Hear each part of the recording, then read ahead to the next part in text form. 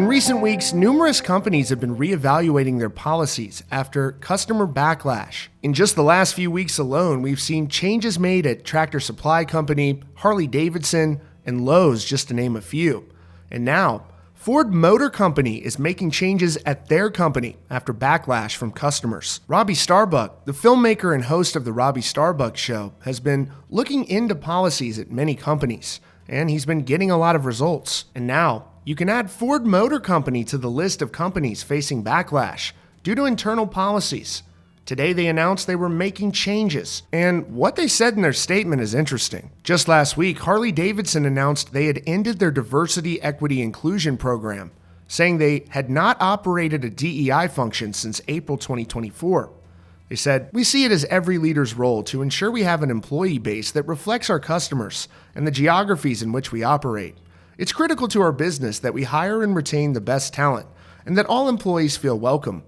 That said, we've not operated a DEI function since April 2024, and we do not have a DEI function today. We do not have hiring quotas, and we no longer have supplier diversity spend goals." Starbuck took to social media to explain what happened. "I'm excited to announce another win in our movement to eliminate wokeness in corporate America. You might remember this guy, James Farley. He is the CEO at Ford Motor Company. However, he is also on the board of Harley Davidson, a company that we focused our efforts on for a very long time and flipped on many woke policies. On the board of Ford is CEO John May of John Deere, who we also changed on policy. James here is acutely aware of exactly what we're doing. In the process of creating a story about Ford's embrace of corporate wokeness, we've been poking around Ford Motor Company's employee LinkedIn pages. But wouldn't you know it, before we were able to put a story out, we received this email from an anonymous source this morning that apparently was sent throughout the corporation. The statement from the Ford team points out that they're removing these programs while also acknowledging that opinions on these type of policies are rapidly changing. They wrote, "Ford team, for more than a century, Ford has been a pioneer in providing opportunities to people around the world of all races, genders, and backgrounds. This enduring promise traces back to the Great Migration and the $5 workday and still guides us into the future. Our people are our greatest strength, and the diverse experiences, perspectives, and talents of our team have enabled Ford to create some of the most iconic vehicles in history and afford millions of people the freedom of mobility. As we work together to build an even brighter future, we are mindful that our employees and customers hold a wide range of beliefs, and the external and legal environment related to political and social issues continues to evolve. In the past year, we've taken a fresh look at our policies and practices to ensure they support our values, drive business results, and take into account the current landscape.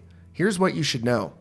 Ford remains deeply committed to fostering a safe and inclusive workplace and building a team that leverages diverse perspectives, backgrounds, and thinking styles to craft the best products, services, and experiences for our customers. We have more work to do to realize this vision. Ford does not utilize hiring quotas or tie compensation to the achievement of specific diversity goals. Likewise, while we continue to develop a dealer body that reflects the communities they serve, we will not use quotas for minority dealerships or suppliers. As a global company, we will continue to put our effort and resources into taking care of our customers, our team, and our communities, versus publicly commenting on the many polarizing issues of the day. There will, of course, be times when we will speak out on core issues if we believe our voice can make a positive difference.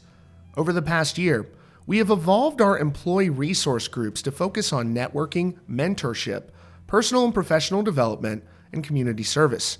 All ERGs are open to all employees. Ford Philanthropy will continue to support causes that help move people forward and upward, aligning with Ford's 120-year-plus legacy of helping build a better world.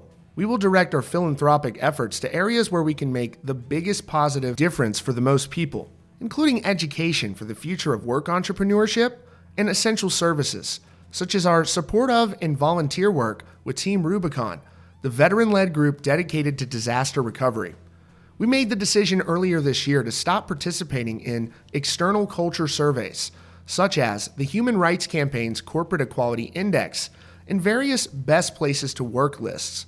We will continue to build a high-performance culture focused on what we deliver with aligned objectives, high standards, and accountability, and as importantly, how we deliver it through excellence, focus, and collaboration. This creates an environment where all of us can do our best work anchored in respect and inclusion. Issues and events around the world evoke strong emotions and affect us as individuals in different ways.